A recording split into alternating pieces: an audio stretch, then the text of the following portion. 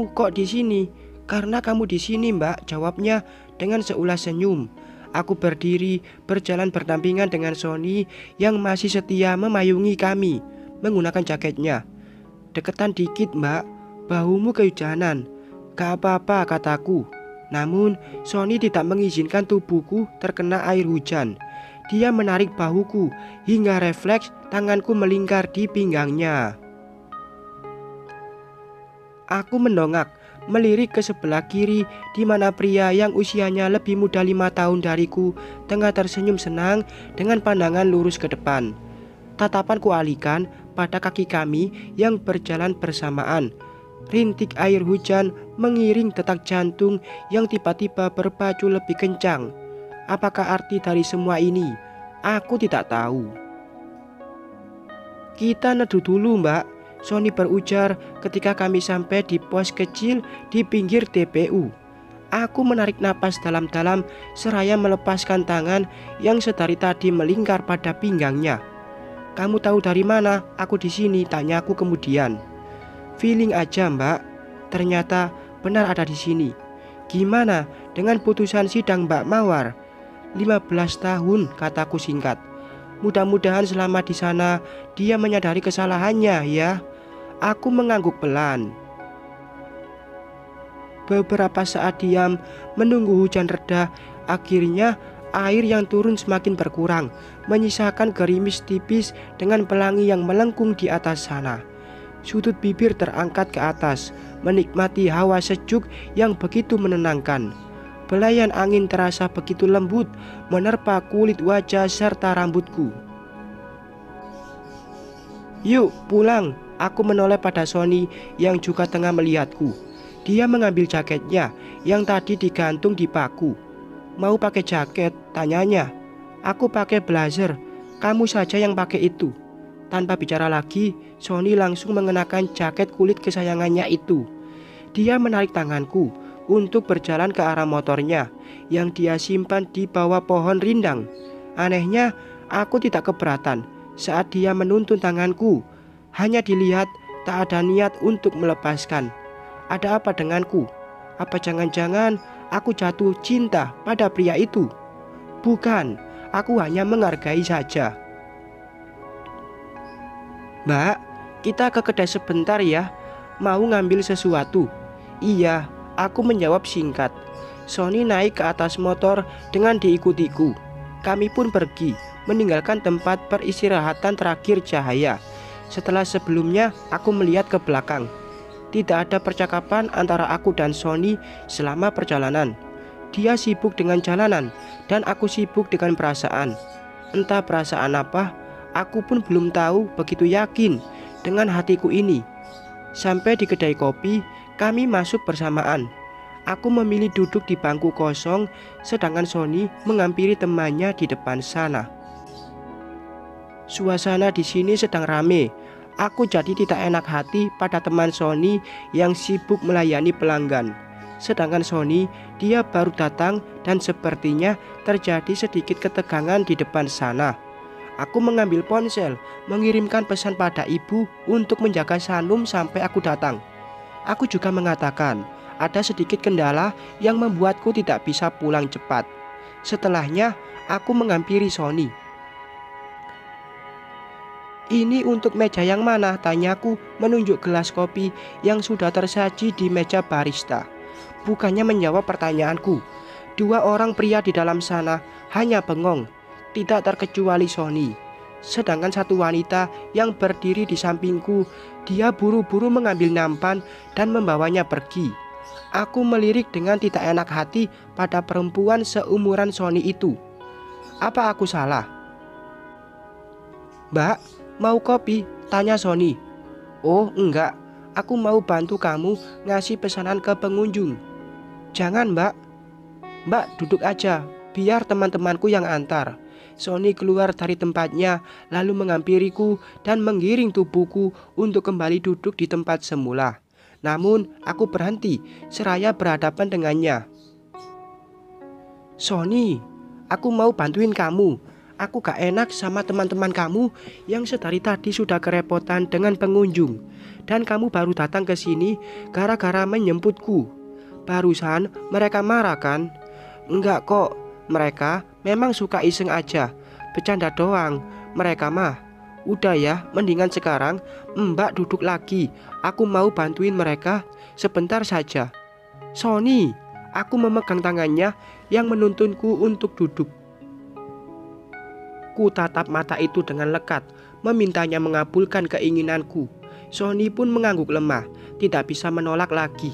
Aku tersenyum, menyisingkan baju bagian tangan hingga sampai ke sikut, lalu menyelempangkan tas ke pundak. Dengan langkah penuh semangat, aku kembali ke meja barista, meminta kopi untuk pengunjung. Pria yang ada di dalam sana melihatku, kemudian menatap Sony yang ada di belakangku.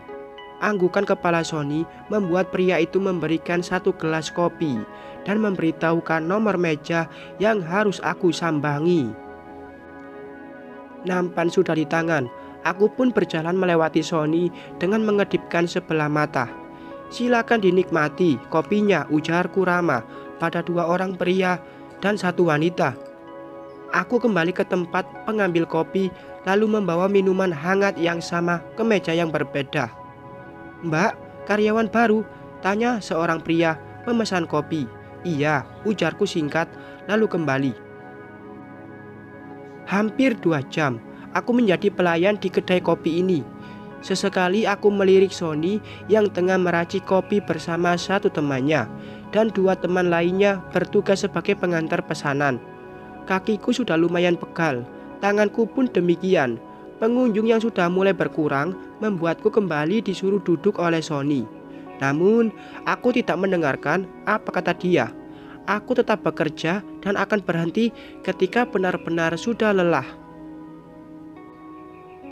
Mbak ini istrinya atau kakaknya si Sony sih? Perasaan tiap manggil pakai kata mbak terus, tanya seorang wanita berjilbab itu padaku. Aku tersenyum seraya menundukkan pandangan. Kemudian mata ini melirik Sony yang terlihat malu-malu dengan pertanyaan kawannya itu. Panggilan sayang Miranda, tutur pria di samping Sony. Wanita yang dipanggil Miranda itu membulatkan mulut seraya mengangguk-anggukkan kepala. Kami yang ada di sini tertawa bersamaan melihat kekocakan mereka yang sudah sangat akrab. Minggir, kalau ngobrol ya jangan di sini, ngalangin jalan orang, ujar wanita lainnya dengan lirikan tidak bersahabat. Sejak tadi dia memang terlihat tidak suka denganku. Entah kenapa, tatapannya selalu sinis dan tidak ramah. Tapi pada orang lain bisa tersenyum dengan begitu manisnya. Mungkin hanya perasaanku saja. Mungkin juga dia kesal pada Sony yang sering pergi-pergi dan membiarkan yang lainnya kerepotan. Ya, mungkin saja. Setelah melihat teman-teman Sony tidak terlalu sibuk, aku kembali duduk di tempat semula. Lengan baju yang tadi digulung aku rapikan seperti sedia kala. Mbak, capek ya? Sony menghampiriku dan duduk di depanku. Kok kesini? Temanmu masih kerja loh. Enggak, mereka lagi istirahat juga. Udah gak ada pengunjung ini. Aku melihat ke sana kemari dan ternyata benar saja. Semua meja sudah kosong. Hanya ada kami di tempat ini. Mau minum kopi gak? Aku buatin, ujar Sony lagi menawariku. Boleh deh, penasaran juga.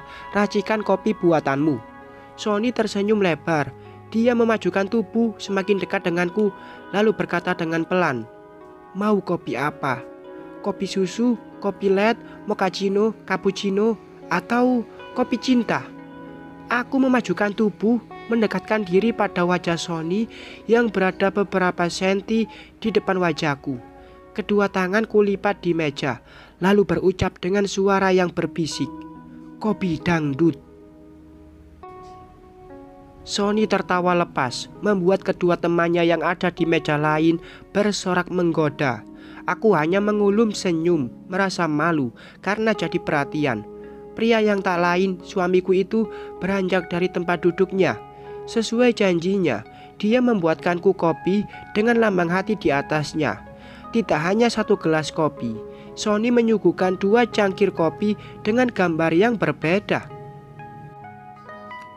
"Ini lambang apa ya Mbak?" tanya Sony menunjuk 1 cangkir kopi.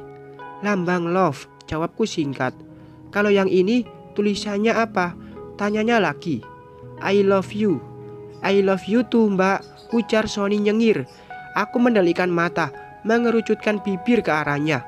Kemudian tanganku mengambil sendok, mengaduk kopi itu hingga gambarnya menghilang. "Ya Mbak, jahat banget. Biarin, kopinya lebih enak diminum daripada diliatin," ujarku, seraya menyeruput minuman yang masih panas itu. Benar, lebih baik dinikmati daripada dipandangi. Kayak hubungan kita Mbak. Aku rela gak dilirik, tapi hubungan kita tetap asik, tanpa ada tuntutan, tapi membahagiakan. Aku terpaku, terhipnotis oleh kata-kata dan sorot mata Sony. Beberapa saat kami saling pandang, hingga akhirnya aku mengakhiri kontak mata dengannya, kembali menyesap kopi yang terasa lebih manis dari biasanya. Pukul 4 sore, aku meminta Sony mengantarkanku, meskipun mendapat tatapan tidak suka dari salah satu teman Sony. Pria itu tidak menghiraukannya, karena menurut dia, wanita bernama Nabila itu memang terkesan jutek dan pemarah. Teman-temannya yang lain pun memakluminya. Setelah tadi sempat berhenti, hujan kembali turun, namun tidak selebat tadi. Hanya gerimis di sore hari yang membuat suasana perjalanan kami terasa semakin romantis. "Mbak, tolong seletingkan jaketku dong, dingin," Sony berucap setengah berteriak. Aku tidak langsung menuruti perintahnya. Diam sejenak memikirkan bagaimana caranya, sedangkan aku berada di belakang dia. "Mbak, caranya gimana?" tanyaku. "Raba aja pakai tangan Mbak. Buruan, ih dingin." Aku pun mulai mencari ujung resleting jaket Sony, mencoba menaikkannya dengan kedua tangan yang otomatis melingkar pada pinggang Sony. Jahilnya Sony, dia malah sengaja memainkan gas motornya agar tubuh bagian depanku bersentuhan dengan punggungnya. Kurang ajar memang. "Sony, aku turun ya," aku mengancam. Sony berhenti mengerjaiku. Dia pun menjalankan motor dengan biasa lagi. Segera aku lepaskan tangan setelah berhasil menaikkan resleting jaketnya. Ponsel dalam tasku berbunyi. Aku menyuruh Sony memelankan laju motor karena ingin mengangkat panggilan yang ternyata dari ibu. Sony pun menuruti mauku. Dia bahkan berhenti karena di perempatan lampu berubah merah. "Halo Bu, kamu masih di mana? Kapan datang? Kok lama banget?" tanya ibu beruntun. "Di jalan Bu, sebentar lagi nyampe kok." "Apa Sanum rewel? Dia minta pulang." Tak mau kalah dari ibu, aku pun mengajukan pertanyaan pada ibuku itu. "Tidak, tapi pokoknya kamu cepetan pulang.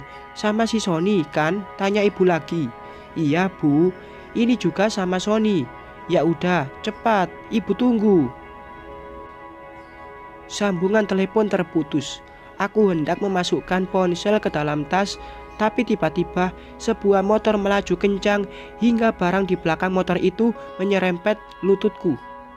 "Woi, santai," ujar Sony kaget. Pria itu mengusap-ngusap lututku yang sebenarnya tidak sakit sama sekali.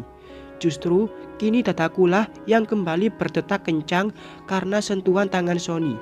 Seketika pikiranku melayang jauh pada masa-masa muda dulu, di mana ada teman yang menceritakan indahnya berboncengan motor dengan seorang kekasih. Beginikah rasanya pacaran itu? Bersambung.